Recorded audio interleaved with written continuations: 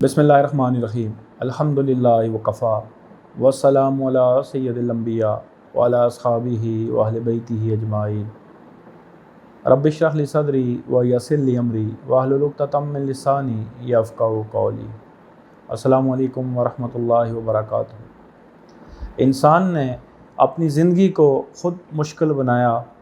जहाँ पे जिन रसूमात की ज़रूरत नहीं थी, जो उसकी ज़िंदगी के लवाज़मात में से नहीं था, जो उसकी ज़िंदगी की ज़रूरत नहीं थी, वहाँ पे भी उन रसूमात को उसने अपनी ज़िंदगी में दाखिल करके ख़ुद ब खुद अपनी ज़िंदगी को मुश्किल बनाता गया। इन्हीं मुश्किलात जो इंसान ने अपने लिए मुश्किल बनाई हैं, इन्हीं चीज़ों में से एक वो चीज़ है जो शादी ब्याह है।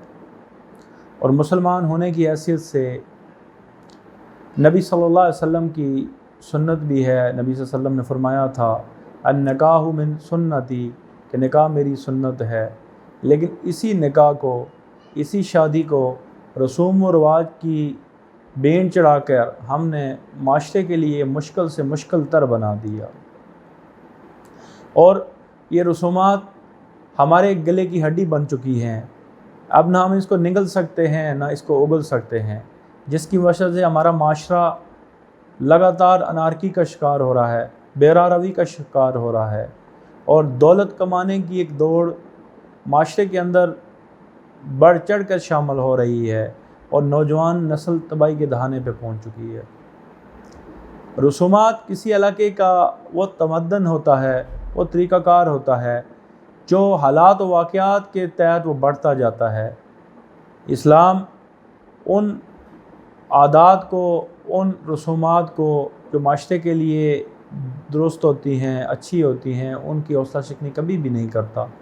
लेकिन वो रसूमात जो माशरे के लिए ज़हर कातिल की हैसियत रखती हैं, इस्लाम उनकी नफ़ी करता है। अब ये शादी ब्याह के मामलात को देख लें तो हमने इतनी फ़जूल चीज़ें इसमें शामिल करके रख दी हैं कि जिनके बग़ैर भी शादी, जिनके बग़ैर भी ये निकाह का तल्लुक़ कायम हो सकता था, लेकिन वो चीज़ें हमने लाज़मी कर दी। अब उससे ये हुआ कि एक तो लोग असराफ़ का शिकार हुए और तबज़ीर का शिकार हुए।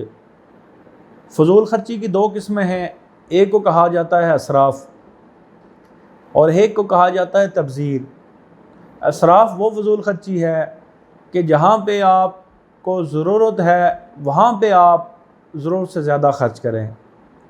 मसलन एक खाने से आपका गुज़ारा हो रहा है, आप 2 खाने 3 खाने मुख्तलिफ़ डिशेस बनाएं, ये आपकी असराफ़ होगा।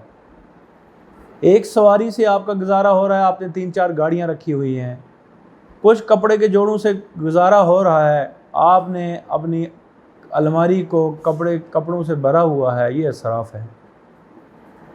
लेकिन तबज़ीर वो है कि जो मज़मूम तरीन फ़जूल खर्ची की किस्म है, और इसी के बारे में नबी सल्लल्लाहु अलैहि वसल्लम की हदीस मुबारका भी है कि फ़जूल खर्च जो शैतान का वही होता है, वो इसी के बारे में कहा गया है, इन्नल मुबज़्ज़िरीना कानू इख़वान शयातीन, कि बेशक तबज़ीर करने वाले यानी वो फ़जूल खर्च जो ज़रूरत की, यानी तबज़ीर से मुराद वो फ़जूल खर्ची है कि जहाँ पे आपको ज़रूरत ही नहीं है आप ख़र्चा कर रहे हैं।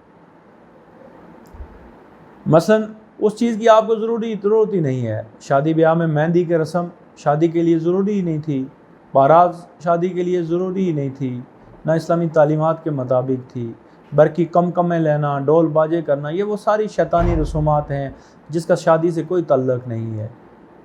तो ये आप जब करेंगे तो आप मुबज़्ज़रीन के दर्जे में आ जाएंगे, और वो मुबज़्ज़र जो होता है, मुबज़्ज़रीन जो होते हैं, वो शैतान के भाई होते हैं।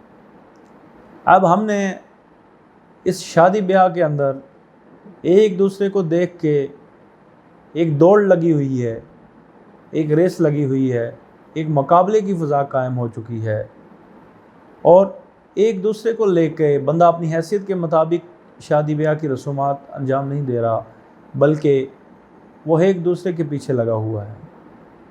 दावतें इतनी हो चुकी हैं कि कभी मंगनी की दावत हो रही है, کبھی رشتہ داروں کی دعوتیں ہو رہی ہیں، اور وہ بھی دعوتیں آپ کی جو ہیں وہ ایک شادی کے برابر وہ دعوتیں ہو رہی ہیں۔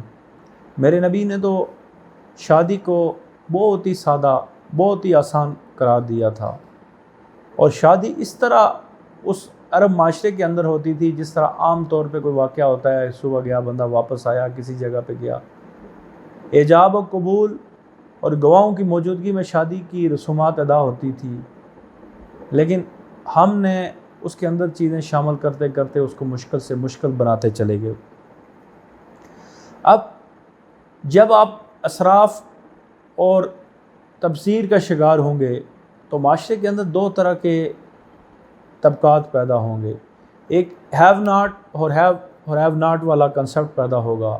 ایک تو وہ طبقہ ہوگا جس کے پاس اللہ نے دولت کی فراوانی رکھی ہوگی، وہ خرچ کر سکتا ہے، لیکن ایک وہ طبقہ ہے جس کے پاس کھانے کے لیے کچھ نہیں ہے، جس کے لیے پہننے کے لیے کپڑے نہیں ہیں، اس کی بیٹی گھر میں بوڑھی ہو رہی ہے، لیکن آپ کی وجہ سے، آپ کے رسومات ادا کرنے کی وجہ سے وہ اب معاشرے کے اندر کمپٹیشن کی فضا میں وہ شامل نہیں ہو سکتا۔ اب وہ کسی سے قرضہ لے گا، کسی سے پیسے پکڑے گا، اپنی بیٹی کی شادی کرے گا، اور پوری زندگی اپنی گزار دے گا اس قرض کو ختم کرنے کے لیے، اس قرض کو چکانے کے لیے۔ اس کی زندگی کا بوجھ بن کے رہ جائے گا وہ چیز۔ اب اسی بنیاد پہ یہ معاشرہ انتشار کا شکار ہوتا ہے، معاشرہ آپس میں الجھاؤ کا شکار ہوتا ہے۔ آپ جس جگہ کاروبار کرتے ہیں، آپ کا کاروبار ہے، آپ خرچ کر سکتے ہیں، لیکن آپ کے چوکیدار، آپ کے دکان کا سیلز مین، آپ کے دفتر کا ملازم، جس کی اتنی حیثیت نہیں، لیکن اب اس نے بھی یہ کام کرنا ہے تو وہ کس طرح کرے گا؟ پھر اسی وجہ سے بغض، عناد اور نفرت کی فضا قائم ہوتی ہے، ایک دوسرے کے ساتھ لڑائی کی کیفیت ہوتی ہے، نفرت قائم ہوتی ہے۔ پھر اس کی بیٹی جب گھر میں بوڑھی ہو رہی ہے اور آپ کروڑوں روپے صرف ڈول باجے میں اور آتش بازی میں خرچ کریں تو کیا وہ آپ سے محبت کرے گا؟ کیا وہ آپ سے پیار کرے گا؟ اب یہ وہ چیزیں ہیں جو ہم نے خود معاشرے کے اندر نافذ کی ہیں، خود معاشرے کے اندر پیدا کی ہیں۔ اگر ان کے بغیر شادی ہو سکتی تھی، پہلی بات ہے کہ چلیں کہتے ہیں کہ ان کے بغیر شادی نہیں ہو سکتی، شادی کی ضروری چیزیں ہی نہیں ہیں یہ۔ ان کے بغیر اگر شادی ہو سکتی تھی تو پھر کس نے ان کو بنایا؟ ہم نے خود ان رسومات کو، ان دعوتوں کو، ان فضول خرچیوں کو ایجاد کیا، اور پھر وہ ضروری بن گیا، وہ ایک معاشرے کی رسم بن چکی ہے۔